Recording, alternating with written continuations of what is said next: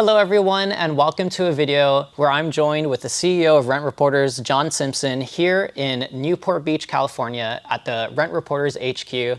John, how are you doing today? I'm great. Thanks for having me. Awesome. Thank you for coming on, and we look forward to talking. We're going to be bringing you guys a conversation about financial stability, and I'm hoping to learn something more today and kind of share that sort of experience with you guys, and maybe we can all come together with something new to learn. Love it. Awesome, thank you. So if I could open this up, when we talk about financial stability, right, there's many different definitions we may have, many different expectations, dreams, or perhaps there's a vagueness to financial stability. And so I kind of want to just sort of lay a foundation and ask you, how do you define financial stability? You know, I think this is, first of all, I think this is just a fascinating topic because it really comes down to me for the American dream. And we typically think of the American dream as being owning a house. But really, I think fundamentally, it's about financial security. And you asked about financial stability. I'm going to use a synonym of financial security. Mm-hmm. And what's interesting about it, when you're describing the topics to me and I was giving thought to it, what's so interesting to me about it is it applies at every stage of your life. And when I think about my kids and giving them an allowance, it's trying to establish a baseline of financial security. And for me, I like to put formulas to things, making them more mathematical. Sure. The way I would describe financial security is income, less expenses, mm-hmm. plus cushion, and you're good. Mm-hmm. Meaning the idea that we are going to have enough income to cover our expenses and then a little additional to help move us down the road in terms of our ultimate objectives, meaning mm-hmm. savings. Or investment, if you will. Sure. And when I think about, too often we think of financial security as being driven and a function of income. Mm-hmm. And if you accept my formula, and I'll refine it and do a little better job of it, income's part of it. Mm-hmm. And so it'd be easy to think that I would have financial security if I just earned more. Mm-hmm. And that to me is a very destructive lens mm-hmm. to look through. Because for me, where it starts is on the expense side of the equation. It's living within our means. And we can get to that formula, we can get to success in that formula if we make sure that our standard of living, our lifestyle exists nicely within our income, whatever it is. So if it's my kids and they're 15 years old and they have an allowance of $30 a week or whatever it might be, security for them is knowing that they have enough to go do whatever they want to do, but they can't do anything they want to do. They have to set reasonable goals, a reasonable budget around those things. It's not a limitless idea, but I think it starts so young in life and can start so young in life for mm-hmm. the right reasons. So a very long-winded answer to your question, but I think for me, financial security is having a lifestyle that your standard of living exists within that income as a subset. Mm-hmm. And it strips away the idea, for me that's important, to strip away the idea that any of us are entitled to live a certain way mm-hmm. because we grew up that way, our friends are that way, whatever it is. Sure. I think that's a very destructive lens to look through. Mm-hmm. Okay, so I actually like that you brought up sort of like an equation or formula that you might be able to plug these variables into. I know that, you said some of those was maybe income, expense. I just want to ask you, beyond maybe income, beyond expenses, maybe you can't even put a number to these kind of variables that might help build this formula of financial stability. Some that call to mind might be a credit score or maybe sort of connections, a network of people that you know. I mean, are there any other kind of things that might go into your formula that maybe we can't put a number to? Well, I think we could probably quantify a good chunk of it. But you think about one of those variables. Life comes at us, mm-hmm. things break, and we are so much more vulnerable. The smaller our cushion base. Mm-hmm. I was about ready to say the smaller our income, but mm-hmm. it's really about your cushion. Mm-hmm. That delta between your income and your expenses on a weekly, monthly basis. But bad things happen to us. Mm-hmm. Refrigerators break. Cars break down. And this fascinating article in the Wall Street Journal several years ago, how a large percentage of our country can't afford a $500 surprise. A $500 bill of bad news for that car the tire that blew, the whatever it might have been, an accident and the deductible that comes along with your insurance. And so I think when you're thinking about stability, it's about building a financial house that reflects reality. And what my mom used to say to me when I was in my 20s, when I was really starting my earnings years, is that you needed, as a salaried person, you needed to have 6 months of earnings in the bank. That number was not, that was not realistic for me. And the better you're doing, the more difficult that number is to achieve.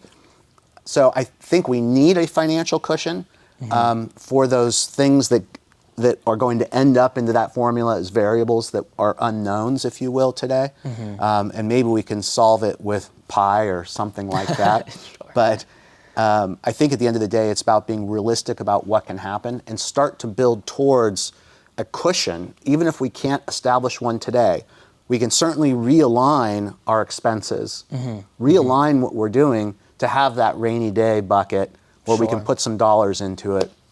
And that peace of mind is financial security in my mind. Sure, yeah. Kind of looking at that metaphor of building like a house, which is like financial stability. I know like for someone at my age right now, that entire house, you know, you want to be fully financial stable, but I'm sort of looking at like the journey of it. And in my perspective, I see that like at my age, perhaps I'm laying down the foundation for that, just where I'm trying to be. And I realize that, you know, at some point I'm trying to get there to have the whole house. But yeah, I see what you mean on that and applying it. I think, you know, for a young person, for a young professional, you know, starting their career, the advice I was given at 22 still applies today. You know, assuming that you have your income to expense ratio in alignment, beginning the journey to save is the ultimate path to financial security, which it doesn't need to be cash in a bank account per se, earning interest, but it could be your 401k plan. It's doing what you can do to chip away at the income available for consumption, meaning that dollar that burns the hole in your pocket, and start taking steps to have it already called for, if you will. So if we think about 401k, and you think about, okay, what happens? What comes out of your paycheck? You have your earnings, you got taxes, and there's an opportunity to contribute to a 401k plan for many young people. And what I say, that with the advice I got and the advice I repeat today, is put in the smallest amount you're able to get it going. Right. And to me, it doesn't matter if you're a 22-year-old and you're putting 0.5% of your income in, or it doesn't particularly matter to me what it is, as long as there's something that's coming out of your paycheck automatically that's out of sight, out of mind. It can't burn a hole in your pocket. And then you have, again, a foundation to build from. So then you're going to get a raise. That's, you know, it happens in life. Sure. And you can take part of that raise and increase your 401k contribution. A little bit can go into your pocket, but put a little bit money, you know, a little bit aside in that 401k plan or whatever your vehicle is for savings. But chip away at it and don't think that there's going to be a big payday. Great financial success happens incrementally, not in an avalanche. And you just want to start developing good habits and good saving techniques. Sounds like we're establishing a well-rounded understanding of financial security. I want to ask you, just to kind of bridge off of it, for you, has that definition of financial security always remained from maybe the time when you're younger till now, or was there a particular time or particular experience or lesson that you learned that helped shape some of those core tenets of financial security? You know, I think when I was thinking about this topic, one of the things that's so striking to me about the term is that it applies equally to someone who's 22 as it does to someone who's 52, or 62 for that matter. The goalposts in our lives, the financial goalposts, are constantly moving. And our consumption, our spending, is constantly moving. And the things that, for me, that affect my life, if the stock market implodes, I would love to say to you, I don't think about it. I do think about it. It impacts my view of financial security. The business doing better versus worse affects my view of financial security. So I don't think that the idea ever really should leave you. You have to be mindful on the consumption side your entire life. And just because you're doing well later in life doesn't mean that you can afford to consume whatever you want to consume. You want to create a sustainable lifestyle for the rest of your life, not just at a moment in time. So I don't think the definition is, or rather the idea, ever goes away or ever should go away. I'm sure for an Elon Musk, maybe he doesn't think about it. I kind of want to take this further and applying it on a general level of maybe the average viewer and who's watching, because perhaps for some out there, it may still be kind of a vague concept. When the average American says, I want to achieve financial security, what kind of tangible maybe dreams or goals are they really talking about when they're talking about financial security? I think for me, it's the idea of waking up and living your day, living your week, living your month, knowing that you are just fine financially. To be in a position where you can make something different happen positively, if you want that to be. But it's really living without financial fear. And it's, in this economy and in this job market, job security is a sensitive issue. I think that there's a sea change going on that's affecting all of us, and so it probably is a little more important to be thinking about that rainy day fund today. But I think that's one of the things that will help provide peace of mind. That sense of security is knowing that if something did happen, unfortunately on the job front, will I be able to weather that storm? Will I be able to pay my rent? Will I be able to pay my car, make my car payment? And so part of that is making sure that when we think about our lifestyle, hopefully there's not a large credit card bill payment going along with that. That's pretty that's destructive financially. And I would hope just to be quite candid, I hope there's no credit card bill there. Get rid of those at all costs in terms of paying interest to a bank to cover things you paid for last month or purchased last month. Right. Just don't do it. But I think it's really that peace of mind to know that bad things may happen. I don't want them to happen, but I'm going to be okay. With the new generation and making waves, we have so much new technology now. I mean, every facet of society has been changed because of technology, and the way that kids have been growing up into that have a different perspective to approaching these things. And so I want to ask you, with this new generation, do you see that often they may be changing or redefining what it means to be financially secure? That's a really interesting question. I think that so my children are 20, 21, 23, 25. And the way that they view the world is different than the way I viewed the world at their age. They have the benefit of financial support, and that makes them, on one hand, less equipped to start day one on their own. And it's even the lifestyle they have. My two youngest happen to be in college, so even the lifestyle that they have, their expenses in college, their budget for food, and when you think about then translating that into the job market, it's one of the things I've been thinking a lot about for them and asking them to be thinking about, which is, setting aside what dad or mom may be willing to do, what are they able to support on their own college day one plus, or plus college graduation plus one. Right. And, in today's job market, they need to be thinking about that. And the job market is incredibly difficult for college graduates today. So I think that, I guess I suspect, because I don't know, but if I just think about my own kids, I think they have high aspirations financially in terms of the life that can come from getting the dream job they want, working hard. I still think they feel that way. And I don't know that it's a traditional sense of the American dream. I don't know if there's an idea of buying a house. I know my daughter wants to have a place with a secret garden. She always has. That for her is financial security, or at least financial success. But I really can't. It's a good question, but I don't have a good sense today whether there's a sea change happening in terms of what their ultimate objectives are. I do see and I do read that the idea of a family has certainly a lot less emphasis today than it was when I was their age. Sure. And I think that drags along of a lot of the American dream with it. Do you need the same house? Maybe you just want an apartment. So maybe those things are going to change as we look downstream.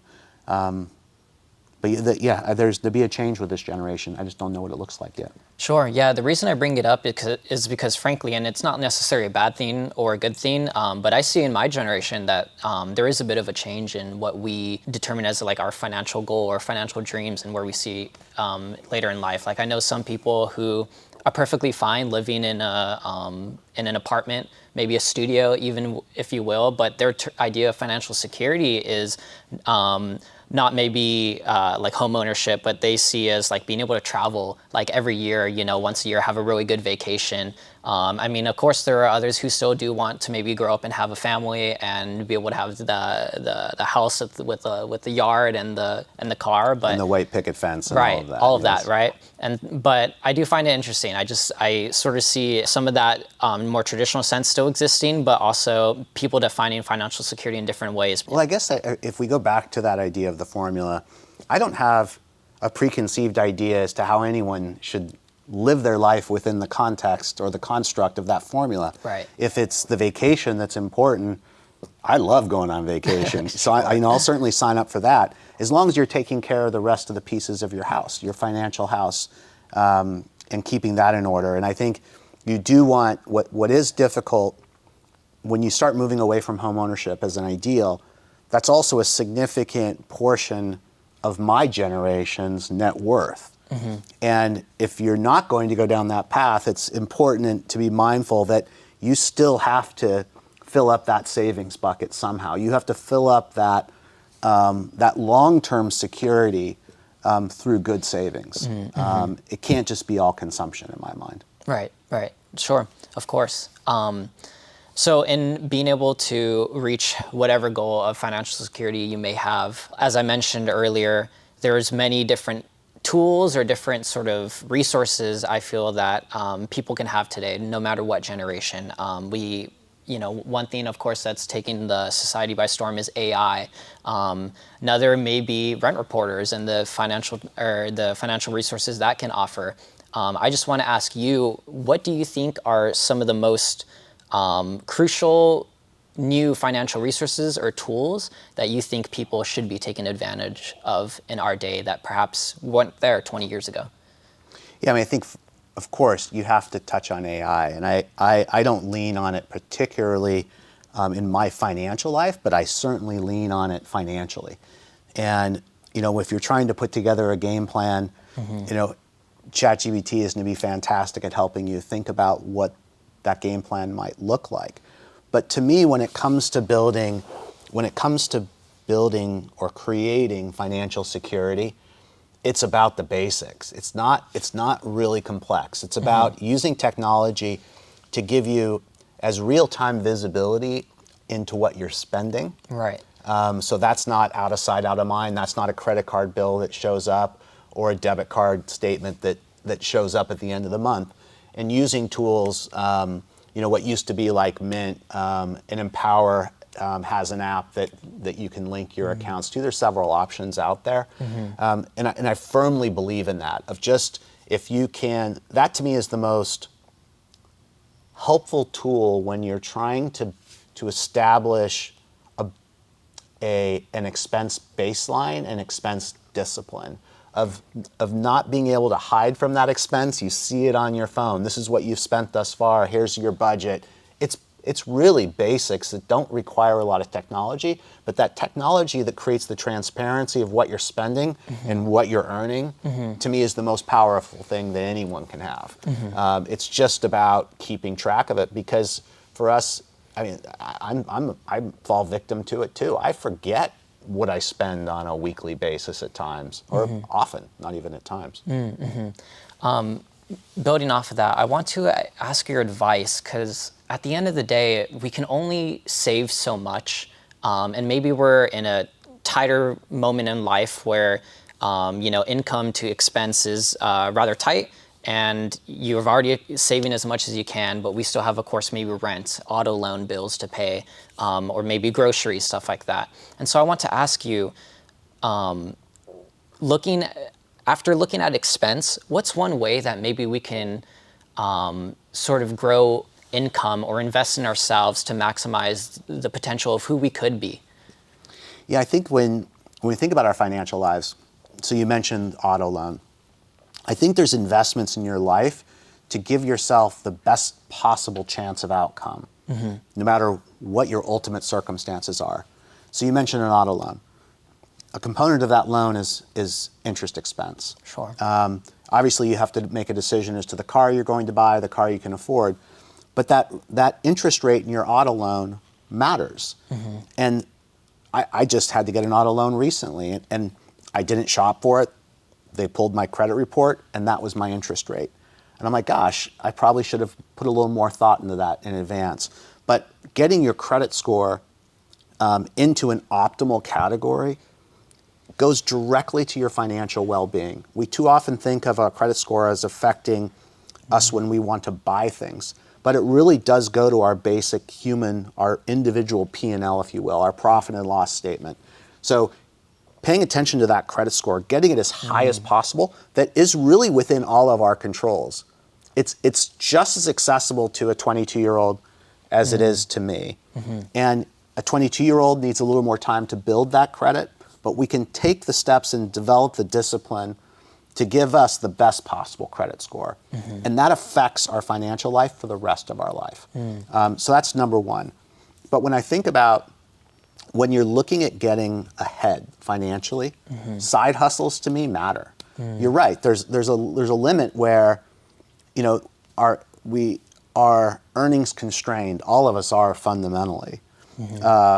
And then we have our expenses. But if we're looking to make a change in our life to create more stability, to create more security, we can look for other ways to earn some income to help create a little bit of a cushion, to create more savings, to give an opportunity to invest more in the stock market. And we haven't really talked about the type of investing, but the type of investing matters. It shouldn't be going into bank CDs or checking accounts. It really should be more long-term thinking around the stock market. We all need a little bit of cash on the day-to-day, but we really want to be thinking about your investment, particularly as a young person, in the long term, not in the short term.